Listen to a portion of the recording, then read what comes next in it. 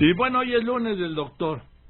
Juan Ramón de la Fuente, coordinador del Seminario de Estudios sobre Globalidad de la UNAM, presidente del Instituto Aspen, capítulo México. Y yo quiero, antes de saludarlo, ya está el doctor de la Fuente, recuperar esto que publicó una mujer extraordinaria, ¿sí? En relación, me refiero a Rosario Marín, en relación a lo que escribió en Milenio el mismo doctor de la Fuente hace un año, y lo recuerda diciendo: hace un año el prestigiado ex rector de la UNAM, Juan Ramón de la Fuente, en el artículo del Universal del 18 de abril del año pasado, hizo inmejorable descripción de la personalidad del hoy presidente de Estados Unidos. Superficial, atrevido, tiende a llevar las cosas al límite, desestima sus errores y, por supuesto, nunca lamenta haberlos cometido. Se regocija al reconocerse como una celebridad pintoresca, pero se irrita fácilmente ante cualquier contradicción. Tiende a tomar decisiones precipitadas. Es un tipo seguro de sí mismo, decidido, que no se angustia fácilmente, ambicioso, directo, agresivo. Lo primero que hay que hacer frente a un tipo como Trump es no enojarse. Las reacciones viscerales de sus adversarios lo fortalecen. Y dice Rosario Marín en el artículo que publicó en Milenio, referirse al artículo que publicó el doctor de la Fuente en la Universal, que aquí se hallan claves valiosas para comprender sus actos. Juan Ramón, el jueves además participaste en este encuentro pues inédito entre la exsecretaria de Estado estadounidense Madeleine Albright y el ex canciller mexicano Bernardo Sepúlveda. ¿Cómo estás, Juan Ramón? Buenas tardes. Hola, Joaquín, ¿cómo estás? Buenas tardes a todo el auditorio. Bueno, en primer lugar, gracias por leer lo que hoy publica en efecto Rosario Marín en su columna de Milenio. Sí. Rosario, para los que no la ubican, es una mujer muy interesante y es una mujer muy emblemática, porque siendo ella una emigrante que llegó inicialmente de manera ilegal a los Estados Unidos cuando era una niña, se convirtió en la tesorera de los Estados Unidos durante el gobierno del presidente Bush, siendo ella republicana, ha sido una mujer que ha tenido una clara oposición a las políticas de Trump, y en efecto hace ya un año que yo me atreví a hacer una suerte de pronóstico. Ahora, releyéndolo, pues creo que no estuvimos tan errados. Pues de diagnóstico más bien, ¿no, doctor? Pues mira, a lo mejor nos quedamos cortos en algunas cosas, pero este señor pues ha ido mostrando una tras otra cada una de esas formas tan peculiares, tan difíciles, tan impredecibles de ser, que han hecho verdaderamente que cambien muchas cosas, no solo en la relación de México con los Estados Unidos, sino en la relación de todo el mundo con los Estados Unidos. Y eso fue parte de lo que platicamos con Madeleine Albright la semana pasada, como lo habíamos anunciado aquí en este espacio el lunes pasado, en ese diálogo que en efecto estuvo muy interesante, con la participación de Bernardo Sepúlveda, un ex canciller mexicano que es un hombre serio y es un hombre también muy bien informado. Y Madeleine Albright nos dijo cosas que son de tomarse muy en cuenta, Joaquín, porque todavía estamos apenas en el inicio de lo que va a ser una relación muy compleja y muy impredecible con los Estados Unidos mientras el señor Trump esté al frente de los Estados Unidos. Por cierto, una de las preguntas que le hice yo a la señora Albright, que fue la canciller del presidente Clinton, y que ella misma también es una refugiada, fíjate qué interesante, ella es una refugiada que viene de lo que es hoy la República Checa y llega a ser eventualmente la primera secretaria de Relaciones Exteriores de los Estados Unidos unos años después con el presidente Clinton. Le dije que si ella veía alguna probabilidad de que pudiera haber algún impeachment, es decir, que pudieran destituir por la vía legal al presidente Trump, y me dijo que no encontraba hasta el momento elementos que pudieran sugerir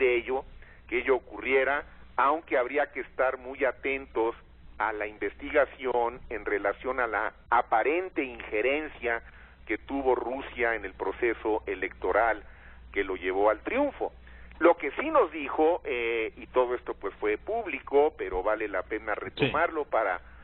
tu auditorio esta tarde, es que el sistema legal norteamericano era probablemente el mejor contrapeso que había ante esta serie de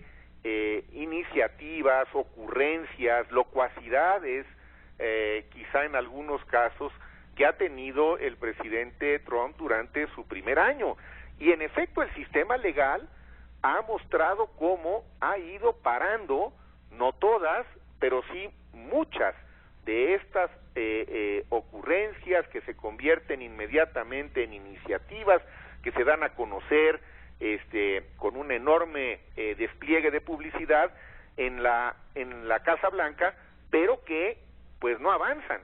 Y de hecho, decía la señora Albright, si hacemos un análisis de lo que ha logrado el presidente Trump en este primer año, decía ella, yo me quedo con dos temas fundamentales, que sí ha cumplido lo que había dicho, que era la salida de los Estados Unidos del Acuerdo Comercial del Pacífico, el TPP, que tú has comentado tantas veces, y el nombramiento en la Suprema Corte de Justicia de su candidato, un señor Neil Gorsuch, que es un hombre muy conservador y que finalmente logró meterlo a la Corte. Y allá la Suprema Corte es muy importante, Joaquín. Creo que algún día valdrá la pena analizar las diferencias entre el papel de la Corte en los Estados Unidos y el papel de la Corte en nuestro país. Pero en fin, fuera de esos dos, la verdad de las cosas es que en lo relativo a México,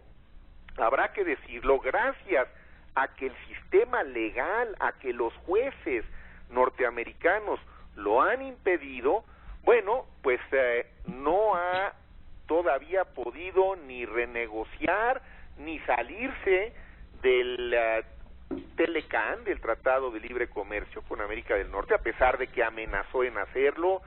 no se atrevió, había grandes implicaciones legales, no lo hizo, la renegociación todavía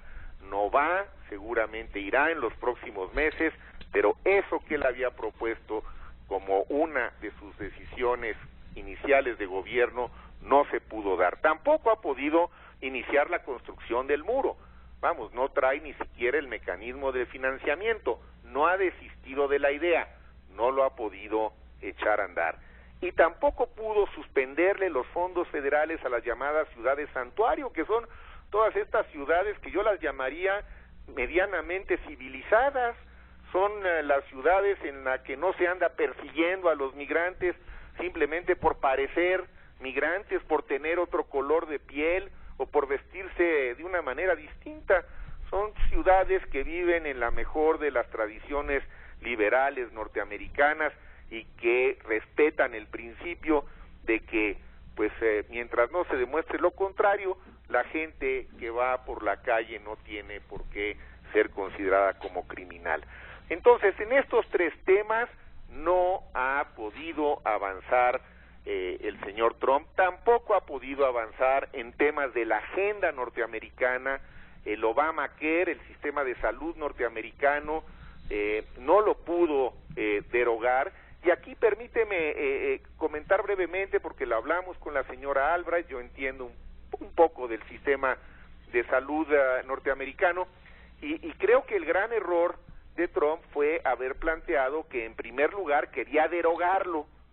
para después hacer una nueva propuesta. Platicando con algunos colegas norteamericanos, amigos míos, me decían, quizás si hubiera tratado de reformarlo en lugar de derogarlo, hubiera podido ser más exitoso, pero los propios senadores republicanos que evidentemente lo apoyan en lo general, cuando llegan a temas específicos, pues no están de acuerdo en tomar decisiones que serían realmente muy disruptivas en la vida cotidiana de millones de norteamericanos, como hubiera sido derogar el sistema de salud antes de que estuviera aprobado uno nuevo. De manera que tampoco ha podido el señor Trump, nos decía Madeleine Albright, sacar adelante adelante su proyecto de reforma fiscal, y bueno, pues finalmente él mismo empieza a reconocer que eso de ser presidente es más difícil de lo que parecía, en una suerte de confesión que, conociendo la personalidad del señor, no debe sorprendernos, pero que no deja de ser una reflexión, pues por lo menos inesperada del presidente de los Estados Unidos. Su popularidad ha bajado en lo general, no tiene una buena popularidad frente a la opinión pública, pero ojo, nos decía la señora Albright, su popularidad entre los suyos, su popularidad entre su base que lo apoya, sigue siendo muy alta, y él, como ya lo comentábamos en tu programa hace algunas semanas, ha decidido gobernar fundamentalmente para ellos, para esa minoría, pero que no deja de ser una minoría, pues de en números redondos, 50 millones y pico de norteamericanos que lo apoyan. Entonces, creo que el diálogo con Madeleine Albright resultó muy ilustrativo, ponderado, en donde su conclusión es, obviamente, ella es una demócrata que ha estado muy en contra de las políticas que ha seguido Trump, pero que reiteró, y lo transmito porque creo que tiene más de un grano de verdad esta última reflexión de la señora Albright, reiteró su confianza en el sistema legal norteamericano, en los jueces en los Estados Unidos, para impedir que iniciativas o proyectos que puedan surgir de la Casa Blanca que afecten a personas o a intereses fuera del marco legal puedan ser detenidos. Evidentemente, el tema más crítico sigue siendo el de las deportaciones, en donde sí se han incrementado, en donde sí se ha apretado, digamos, el marcaje que están haciendo, sobre todo en los estados fronterizos, y en donde, como tú has dado cuenta muy clara, pues empieza a haber ya estragos que son realmente graves, porque son familias que se separan, son niños norteamericanos que se abandonan, son inocentes que sufren de manera muy injusta una deportación. Y el otro tema, Joaquín, que platicamos con ella, que también viene muy a cuento, porque hablando ella de la fortaleza del sistema legal norteamericano, evidentemente salía la debilidad del sistema legal nuestro, ¿no? Como pues este es un tema en el que México también tiene que hacer una gran tarea, porque el sistema legal nuestro deja mucho que desear, y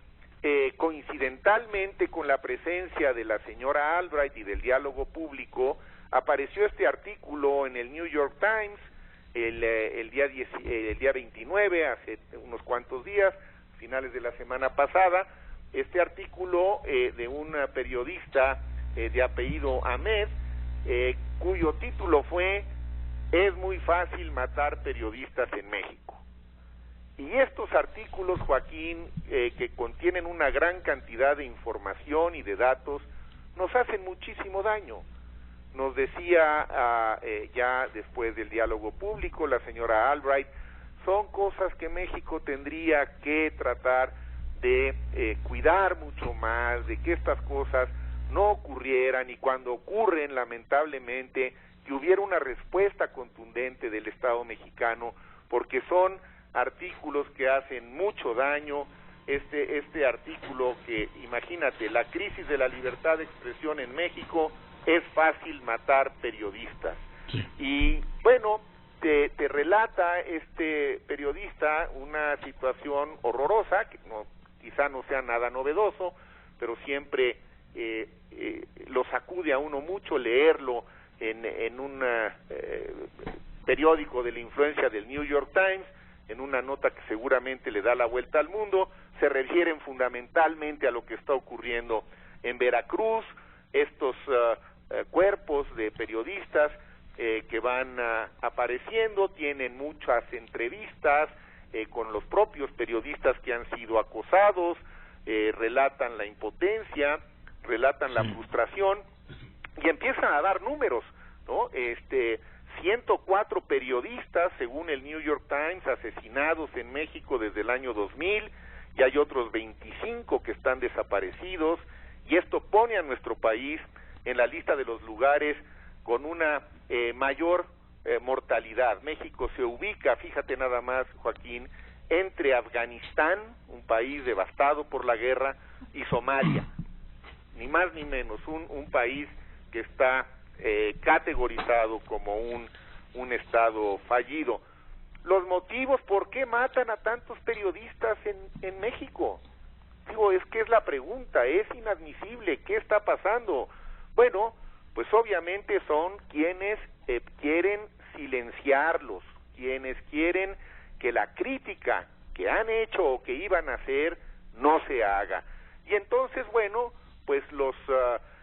que se hacen justicia por propia mano, según este reportaje del New York Times, pueden ser, por un lado, los mismos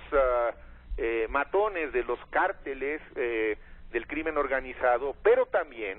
y aquí, ojo, ¿no?, vienen los señalamientos hacia funcionarios públicos corruptos que han estado involucrados o que son cómplices en este acoso que termina en muchos casos con la muerte de periodistas que están cumpliendo con su trabajo. Y finalmente, la cifra contundente de todo este reportaje, Joaquín, más del 90% de los homicidios en México siguen quedando impunes. Pues ese es el motor, esa es la razón. Entonces, bueno, pues todo esto para simplemente redondear que la visita de la señora Albright fue, por un lado, muy provechosa, nos da una perspectiva, yo no diría optimista, pero sí, digamos, alentadora de que el sistema legal norteamericano sea quien se encargue fundamentalmente de impedir que sigan prosperando estas ocurrencias, que algunas de ellas nos afectan de manera directa y otras afectan al resto del mundo. Por ahí el comentario este Día del Trabajo, y solamente para concluir, Joaquín, diría yo, en el Día del Trabajo en México, yo, y creo que junto conmigo, habemos muchos que no podemos permanecer callados frente a algo que urge que revisemos en este país, que son los salarios mínimos, Joaquín. No puede ser, no podemos seguir con los salarios mínimos que traemos para la clase trabajadora. Hoy es el Día del Trabajo, ojalá se revisen nuevamente con ánimo de ayudarles, porque son salarios que han quedado rebasados desde hace muchísimo tiempo. Bien, gracias, Juan Ramón, te mando un abrazo y nos vemos el lunes. Hablamos el próximo lunes, buena semana y buenas tardes a la Igualmente, el doctor Juan Ramón de la Fuente, porque es el lunes hoy del doctor Juan Ramón de la Fuente, coordinador del Seminario de Estudios sobre Globalidad en la UNAM y presidente del Instituto Aspen Capítulo México.